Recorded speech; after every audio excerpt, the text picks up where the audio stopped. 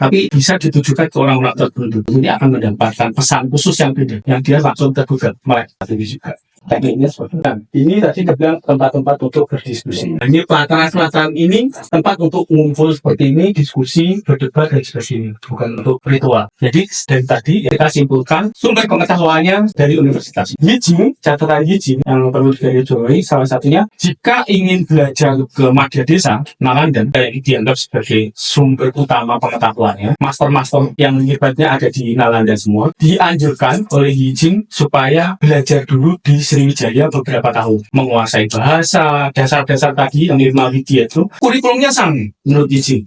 Di Nalanda juga kurikulumnya itu 5 Pancawidya, tapi mungkin kedalamannya, pendalamannya lain. Guru-gurunya, masternya kan beda.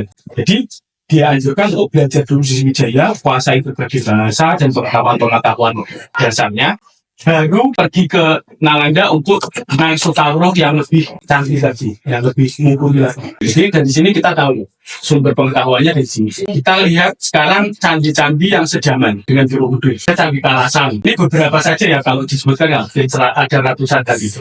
Yang populer saja di sekitar Jawa Tengah ada juga Kalasan, Candi Sari, Candi Sewu, Candi Yumbung, Candi Mendut, Pawon, Ngawen. Bubra ini menarik, stupanya di atas tuh mirip stupa induk. Mirip stupa induk berupa pola biasa gini, lalu kotak, lalu gembung gitu. Terus Selausan, Lor dan Kidul, utara dan selatan, dari Selausan Kidul. Ratu Boko ini juga diduga tempat pertapaan dan semacam universitas, tempat pembelajaran, padepokan.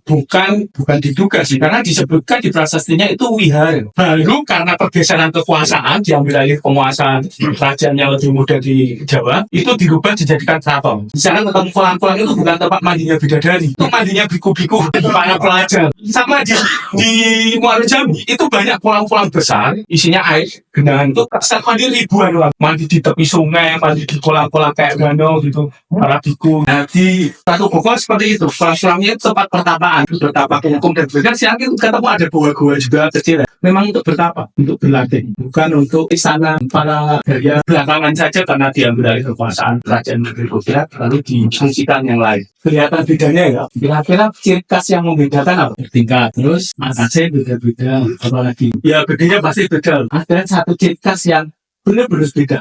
Yang ini punya semua tapi Borobudur nggak punya. Ini yang jelas-jelas sendiri. Karena memang fungsinya begitu. Yang di sini dibangun seperti rumah beratap. Karena di dalamnya untuk menempatkan arca-arca, patung-patung yang akan diberikan pemujaan. Dan yang bisa masuk di sini biasanya pimpinan-pimpinan agama. Ini ruang sakral semua. Kalau sudah masuk gerbang ini semuanya ruang sakral. Hanya para pimpinan agamanya yang boleh masuk. Atau raja ini, para kesatria ini. Rakyat jelata nggak akan boleh masuk. Karena beda fungsinya. Ini tempat, kalau kita bilang sanggar pamujan. Sementara Borobudur terbuka, karena memang konsepnya ini boleh masuk siapapun. Fungsinya beda. Tidak untuk sanggar pamujan. Orang ke Borobudur tidak untuk sembahyang. Tidak untuk ritual. Itu yang beda. Ya kalau ritual paling keliling Pradajina itu oke. Itu biasa. Kalau di objek-objek suci itu Pradajina paling ritual ini. Tapi kesana khusus hanya untuk sembahyang, misalkan masa lupa itu, saya kira konten. Dari kajian kami itu enggak. Karena sudah ada kegunaan lainnya. Ini konsep arsitekturnya ya. Biar kita tahu gimana. Ini sambil santai minum monggo ya. Di lantai dasar ada relief ya. Kita nyebutnya lantai dasar ya, yang paling bawah bukan lantai 1 ya, supaya nggak lanjut. Di sana terukir 160 panel relief. Terus di lantai dasar ini terjadi penambahan panggung batu. Lebarnya 7 meter, bisa sampai 7 meter, tingginya bisa sampai 4 meter. Untuk menutupi lantai dasar ini. Nanti kita bahas kenapa kok sampai gitu dengan ukurannya yang demikian besar sampai 7 meter, tingginya 4 meter. Terus lantai satunya ada relief, panel relief jatakan di awas ya, jadi 372 relief. Kita membedakan, menyebut dindingnya itu dinding dan langkan. Kalau kita masuk ke Borobudur, itu kan menempatkan Borobudur di sisi kanan kita, arah hujan. Kita masuk, lalu kita akan ketemu masuk sebelah kanan kita ini di tapi kan ini lorong nih. Nah, sebelah kiri kita yang di sana ruang kosong, angkasa itu Udah mati. namanya lantai. Jadi kita membedakannya seperti ini.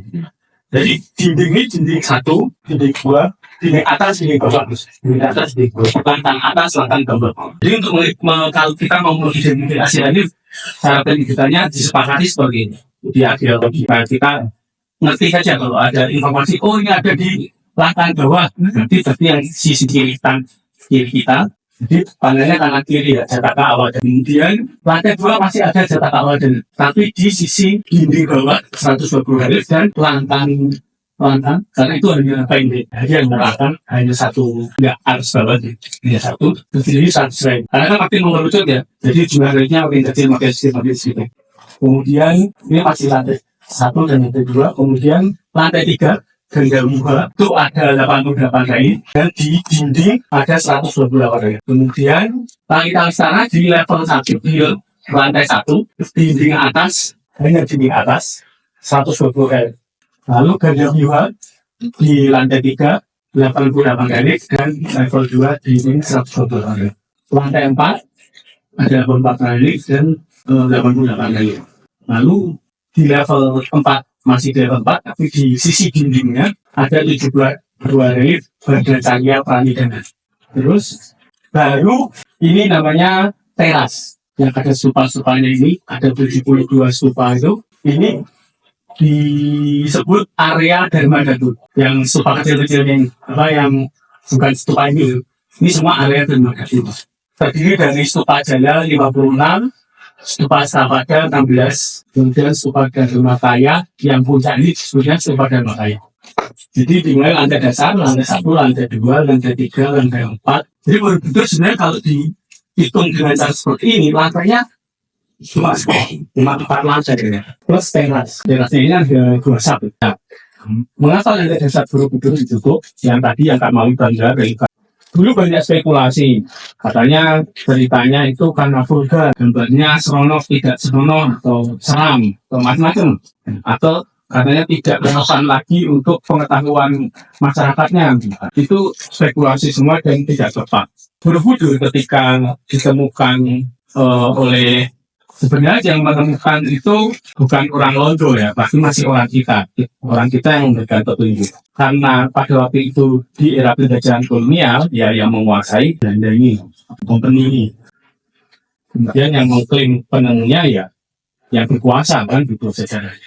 Ini ditutup waktu ditemukan itu memang sudah tertutup. Panel 160 panel itu fondasinya itu sudah tertutup dengan batuan masif yang tadi sekitar lebarnya sampai 7 meter, tingginya sampai 4 meter.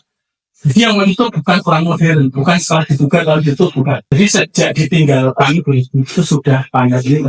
Alasannya ternyata benar-benar urusan keamanan struktur candi. Nah, satu yang menutup itu totalnya sampai 12.750 meter kubik. Kalau hanya untuk menutup ukiran yang mungkin tidak pantas, nggak layak dilihat lagi, ngapain nggak suka kali ini? Tutup aja bakal tipis-tipis ya Pak, nggak perlu tutup batu sampai 12.750 meter. Pasti ada alasannya ini kuat. Jadi Borobudur ini dibangun di atas bukit untuk membentuk konturnya itu tanahnya itu tidak cukup bentuk kontur bukitnya itu supaya simetris gitu untuk menyusun susunan itu dia simetris. Lalu diambil tanah dari bukit di sisi sana diambil sedikit di atas barat laut ini diuruk ke sini sehingga membentuk konturnya Borobudur bisa simetris. Baru disusun batu-batuan. Sayangnya dengan kita itu mungkin salah satu masih punya kelemahan di ilmu geologi. Nggak nyangka bahwa tanah yang paling dasar itu liat sekali tidak bisa terus air. Nih, yang buat ini dikeruk buat improve sini sampai ke bentuk simetris. Bentuk asli kontur tanahnya ini, yang hitam ini sama yang gobat ini. Lalu ditambahkanlah tanah ini. Nah, kita tidak tahu bahwa tanahnya ini yang lapisan hitam ini nggak bisa tembus air, nggak bisa meresap. Jadi risikonya ketika hujan dari atas, samping, kanan, kiri semuanya, ini menggenang di sini, di badan ini, di tanah urutan tambahan itu. Kalau tidak amankan, ini sudah sebenarnya berburu sudah dilacak dengan saluran air, tapi pasti tetap saja akan ada air yang terserap ke tanah itu. Kalau ini dibiarkan, ini airnya akan mendesak kanan kiri dan longsor. Tanah tambahannya nih, tanah aslinya kan cuma sampai L2 nih, tanah tambahannya ini. Terus ditambah lagi, tambah lagi, susun batu, tambah lagi, susun batu. Prosesnya pengerjaannya seperti ini. Nah, ini curah hujan, airnya mendesak dari sini. Ini tanah yang urukan tambahan ini kan tanah liat dari bukit sebelah, bukit Egi. Ini bisa longsor, bisa mendesak bangunannya, bisa ambiar. Makanya para pembangun ini lalu memutuskan korbankan saja tanah bangunan ditutup, lemah daripada keseluruhan candi runtuh. Inilah pakai batu yang demi menyelamatkan keseluruhannya tanah bangunan dikorbankan. Salah satu bukti yang bisa kita temukan kenapa itu dikorbankan setelah jadi di era kolonial ketika dibongkar itu di bawahnya kemudian diidentifikasi satu-satunya yang dibersihkan. Bongkarnya itu tidak langsung dibongkar semua karena tahu kalau dibongkar semua bisa runtuh satu blok bongkar, geser dulu, foto, balikkan lagi, bongkar satu sisi lagi, foto lagi, gitu. Ini satu ini, sehingga bisa identifikasi satu panel sampai 160 panel. Foto-foto itu sekarang masih di Museum Taman Budaya dan yang memotret Pak Asian Sivas itu salah satu fotografer mungkin yang paling awal di Indonesia. Hasil gitu kan. Dan dari ini kita berkaca sama Pak Asian Sivas itu punya seluruh panel. Gambar kalau nggak ada video kita nggak mungkin buka lagi enggak. Jadi sekarang kalau pelajari soal bangga cukup datang ke museum ya. Tapi sekarang yang foto-foto yang di semua sudah banyak direpro.